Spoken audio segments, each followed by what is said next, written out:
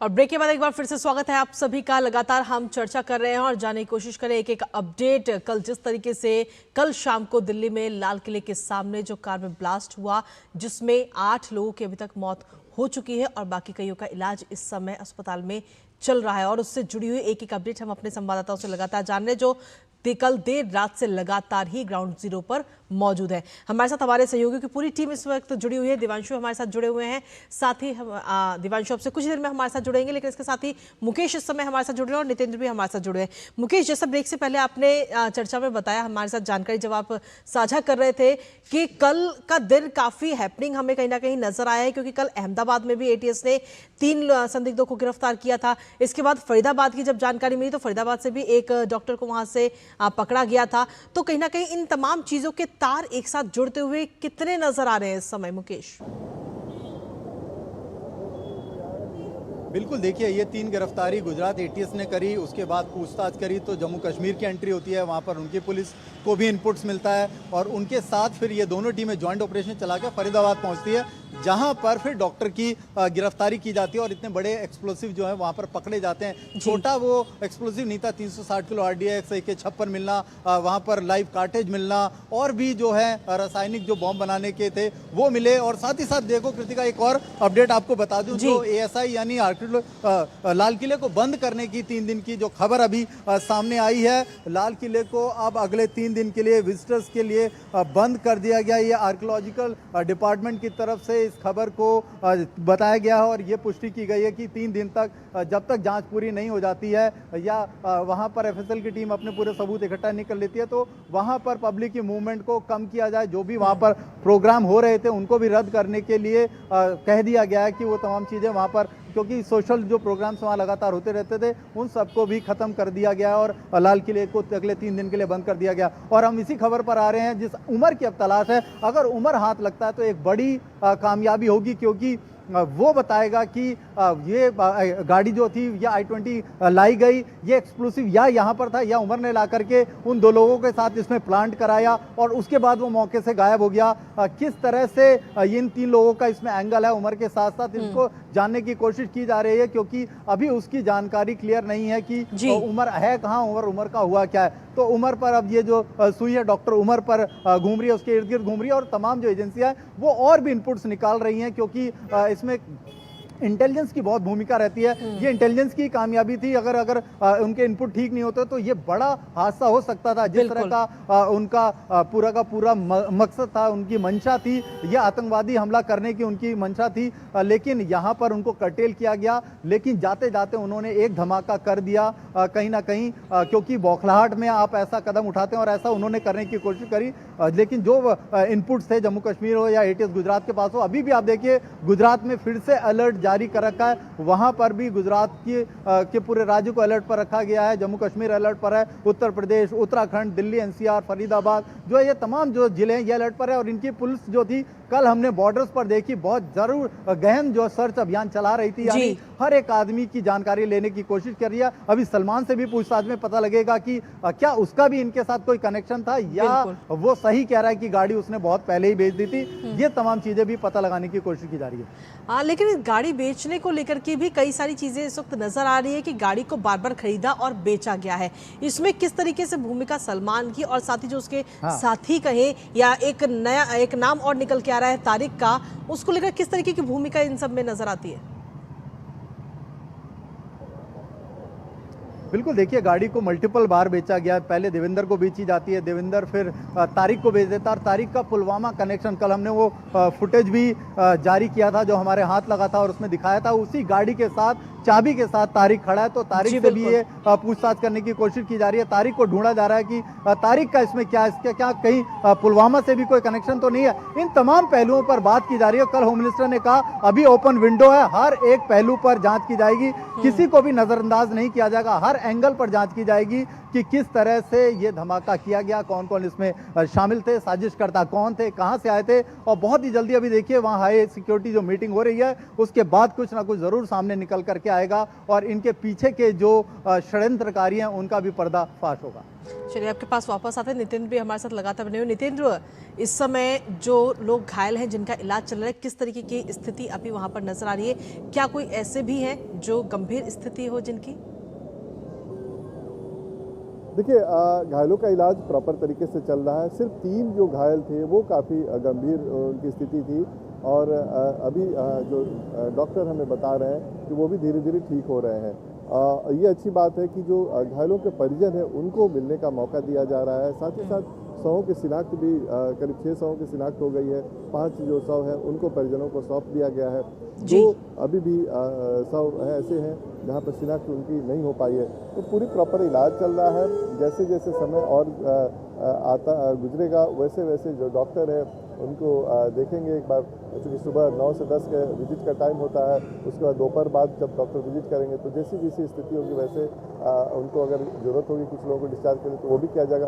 अब से थोड़ी देर बाद यहाँ पर दिल्ली के लेफ्टिनेंट गवर्नर आने वाले हैं, जिसमें दिल्ली पुलिस के जवान और काफ़ी सुरक्षा व्यवस्था कड़ी कर दी गई है और सब लोग उनका इंतजार कर रहे हैं। संभवतः 11 और 11:15 के आसपास का टाइम है जिसमें लेफ्टिनेंट गवर्नर आएंगे। वो घायलों के बारे में हालचाल उनसे पूछेंगे, साथ ही साथ डॉक्टरों से भी अपडेट लेंगे। तो ये इस वक्त की बड़ी खबर है और सबसे अच्छी बात ये है कि सरकार की पूरी कोशिश है कि घायल जल्द से जल्द ठीक हों और अपने घर को लौटें, अपने परिजनों से मिले। वो तो यहाँ पर हो ही रहा है। बिल्कुल नितेंद्र, पहली प्राथमिकता ही यही है कि जो लोग घायल हैं वो जल्द से जल्द ठीक होकर अपने घर पहुंचे, अपने परिवार के पास पहुंचे।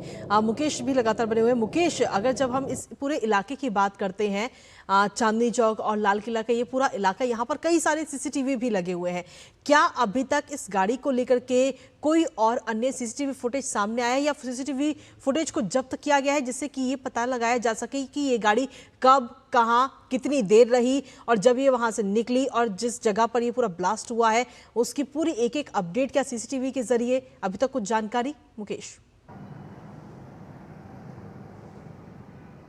बिल्कुल कृतिका, वो पूरा का पूरा एरिया जो है बहुत हाई सिक्योरिटी एरिया है, क्योंकि लाल किले के आसपास हमेशा देखिए कई बड़े प्रोग्राम होते हैं। हिस्टोरिक बिल्डिंग है, एक ऐतिहासिक धरोहर है वो हमारी, और उसके आसपास में काफ़ी ज़्यादा सीसीटीवी होते हैं और वहाँ पर जो मूवमेंट होती है उसको बराबर मॉनिटर किया जाता है। वहाँ कंट्रोल रूम स्पेशल बना है, 9 डिस्ट्रिक्ट में आता है। आज हमने जब डीसीपी से बात करी, उन्होंने बोला जो भी डीवीआर हैं, जो भी चीज़ें उनको हमने रखा हुआ है अपने पास और उनकी सबकी जाँच हो रही है। एक अपडेट जो दिव्यांशु ने डाला है, स्पेशल टीम ने जो है, स्पेशल सेल दिल्ली पुलिस की, उन्होंने जम्मू कश्मीर पुलिस और फरीदाबाद से जो भी रिकवरी हुई थी ज्वलनशील पदार्थ की उसकी जानकारी मांगी है। यानी आरडीएक्स के अलावा जो भी ज्वलनशील पदार्थ था जो वहां पर रिकवर हुआ था उसकी जानकारी ली है, क्योंकि लाल किले के आसपास के ब्लास्ट के सैंपल्स के साथ उनको मैच करने के बाद एफएसएल की टीम क्लियर करेगी कि क्या ये वही ज्वलनशील पदार्थ है जिसका इस्तेमाल इस धमाके में किया गया या यही वो रासायनिक बम था, रासायनिक उपकरण थे जिनको इस्तेमाल किया गया इस बार के एक्सप्लोसिव में।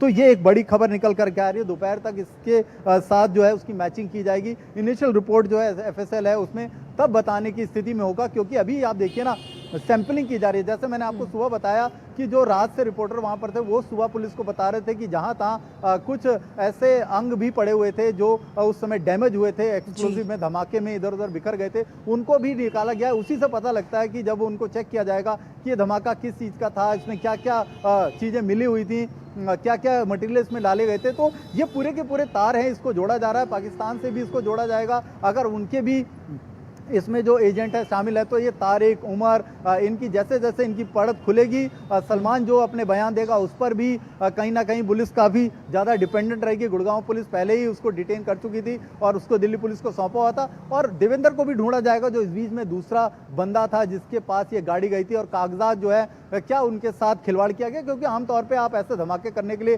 चोरी की गाड़ी इस्तेमाल करते हैं, चोरी के कागजात बनाते हैं, तो उन पर भी कहीं ना कहीं जांच का जो है दायरा जाएगा। और अभी मैं आपको बताऊं कि इसके साथ साथ जो है जैसा मैंने आपको बताया, लाल किले को जो है वो बंद कर दिया गया 3 दिन के लिए, क्योंकि आसपास की मूवमेंट को कम किया जा सके। चांदनी चौक और पीछे सदर बाजार आप चले जाइए, वहां पर भागीरथ पैलेस था, वो मार्केटें जो हैं वो कल रात के बाद से ही बंद थी, वहां पर आवाजाही नहीं थी, पूरा सन्नाटा पसरा हुआ था। जैसा कृतिका आपने कहा, काफी भीड़ भाड़ वाला इलाका है, काफी ज्यादा वहां से जो है व्यापारी माल खरीदते हैं और अपनी अपनी दुकानों में ले जाते हैं। ठीक है मुकेश, आपके पास तुरंत आ रहे हैं। इस बीच बड़ी खबर भी अपने दर्शकों तक पहुंचा दे। जैसा आपने बताया भी कि दिल्ली ब्लास्ट के बाद में इस वक्त 3 दिन के लिए बड़ा फैसला लिया गया और लाल किले को बंद कर दिया गया है। 11, 12 और 13 तारीख के लिए लाल किले को इस समय पूरी तरह से बंद कर दिया गया है। आवाजाही पूरी तरह से बंद रहेगी, लेकिन इसके साथ ही अगर हम देखें तो मार्केट भी आज के लिए तो फिलहाल अभी तक बंद ही बताए जा रहे हैं कि आज पूरे मार्केट जो है, और सिर्फ चांदनी चौक नहीं बल्कि दिल्ली के जो और भी बड़े मार्केट हैं उन्हें भी बंद करने की बात कही जा रही है। सुरक्षा की दृष्टि को सुरक्षा को ध्यान में रखते हुए ये बड़ा कदम इस समय उठाया गया है। लेकिन इसके साथ ही मुकेश, अगर हम देखें तो मार्केट तो बंद किए जा रहे हैं और लगातार जांच भी इसको लेकर चल रही है। और अभी तक गिरफ्तारियों की अगर हम देखें तो कल जिस तरीके से फरीदाबाद से एक डॉक्टर को गिरफ्तार किया गया था और उसके घर से कई सारे संदिग्ध सामान भी बरामद किए गए थे, उससे भी पूछताछ लगातार हो रही है। क्या उससे पूछताछ में कुछ निकलकर सामने आए जिससे कि कल जो घटना घटी उससे लिंक हो सके? एलजी आ रहे हैं, एलजी का मूवमेंट है। बिल्कुल पूछताछ जारी है, उनकी शिनाख्त पर ही आगे के लोगों को पकड़ा जा रहा है। जैसे मैंने बताया, गुजरात एटीएस को जब इसकी जानकारी मिली तो उन्होंने जम्मू कश्मीर पुलिस से साझा करी, उसके बाद फरीदाबाद तक देखो दोनों टीमें आ गई और यहाँ पर उन्होंने एक बड़ी रिकवरी करी। यानी हरियाणा पुलिस को भी इसकी सुगबुगाहट नहीं थी कि इतना बड़ा एक्सप्लोसिव उनके राज्य में पहुंचाया जा चुका है। यानी धमाका किस तरह का करने की इनकी साजिश थी, इस बड़े आतंकवादी हमले को ये प्लान कर रहे थे, लेकिन कहीं ना कहीं उनके मंसूबे पर पानी फेरने में कामयाब रही इंटेलिजेंस की टीम, चाहे वो गुजरात की हो या जम्मू कश्मीर की हो। और इस तरह से जो है अभी जो भी सीनियर ऑफिसर है वो बता रहे हैं कि अभी उसको मीडिया में इसलिए नहीं ला रहे हैं कि कोई इसका फायदा उठा करके हाइड ना हो जाए, छुप ना जाए, अंडरग्राउंड ना हो जाए। ऐसे में वो सारी चीजें अभी छुपाई जा रही हैं, बेसिक जानकारी दी जा रही है और आपके अपने जो सोर्सेज हैं वो आपको जो खबरें हैं वो दे रहे हैं। लेकिन बहुत ही जल्द इसमें खुलासा होगा और इसमें देखना कृतिका एक बड़ी भूमिका नजर आएगी और वो बड़ी चौंकाने वाली होगी। इसके साथ ही मुकेश, ये भी जानकारी है कि अब से कुछ ही देर में गृह मंत्री अमित शाह के घर पे एक मीटिंग होने जा रही है। इससे जुड़ी क्या कुछ अपडेट्स आपके पास? कौन कौन इस मीटिंग में शामिल होने जा रहा है? क्या जम्मू कश्मीर से भी कुछ अधिकारी वर्चुअल रूप से इस मीटिंग में जुड़ेंगे? बिल्कुल, इसमें देखिए अपने एनआईए के अधिकारी होंगे, खुद होम मिनिस्टर, होम सेक्रेटरी यहाँ पर अमित शाह जी हैं, तमाम जो एजेंसियाँ, इंटेलिजेंस है, रॉ है, तमाम उनके जो बड़े अधिकारी है वो यहाँ पर मौजूद होंगे और वो शेयर करेंगे अपने इनपुट्स जो भी उन्होंने बीती रात से कलेक्ट किए हैं। कल गृह मंत्री ने साफ साफ कह दिया था कि तमाम पहलुओं पर जांच की जाएगी, यानी तमाम जो बड़े, और इसमें फरीदाबाद और दिल्ली के भी बड़े अधिकारियों को यहाँ पर रखा जाएगा क्योंकि उनके भी इनपुट्स बड़े इंपॉर्टेंट होंगे। जम्मू कश्मीर का रोल बिल्कुल है क्योंकि उनके पास इनपुट था, उनके पास जानकारी थी, जिसके बाद ये गिरफ्तारी, कल ताबड़तोड़ गिरफ्तारी देखने को मिली थी। और तो इन तमाम एजेंसीज को यहाँ पर, इनके जो अधिकारी है इनको यहाँ पर रखा जाएगा, इनके जो मेन नोडल ऑफिसर्स हैं उनको भी रखा जाएगा और एक एक व्यक्ति से उनके इनपुट। ठीक है मुकेश, आपके पास में तुरंत वापस आ रहे हैं। नितिन के पास कुछ अभी लेटेस्ट जानकारी है इस वक्त उनके पास में। नितिन, क्या कुछ अपडेट आपके पास? देखिए, अभी अभी जस्ट दिल्ली के उपराज्यपाल वीके सक्सेना लोकनायक अस्पताल आए हैं। अभी जस्ट वो एंट्री किए हैं, यही इमरजेंसी है। हमारे कैमरा पर्सन विनोद ओझा जी दिखाएंगे आपको। देखिए, ये कारकेट है उपराज्यपाल का जो इस वक्त अभी इमरजेंसी में जस्ट पहुंचे हैं वो, और अब से थोड़ी देर बाद वो घायलों से मिलेंगे। साथ ही साथ जो डॉक्टर हैं उनसे भी अपडेट लेंगे कि किस तरीके से इलाज चल रहा है, क्या कुछ उनको और सहायता की ज़रूरत है। तो इस वक्त की बड़ी खबर है कि दिल्ली के उपराज्यपाल वीके सक्सेना इस वक्त लोकनायक अस्पताल में पहुंचे हैं। ठीक है, आपके पास वापस आएंगे। इसी बीच अपने दर्शकों को एक ताज़ा अपडेट भी देते हैं। आपको बता दें कि प्रधानमंत्री नरेंद्र मोदी अपनी 2 दिवसीय यात्रा पर इस समय भूटान पहुंच चुके हैं। लगभग 8 बजे वो भारत से रवाना हुए थे और इस समय भूटान वो पहुंच चुके हैं, जहां पर उनका जोरदार स्वागत भी किया गया।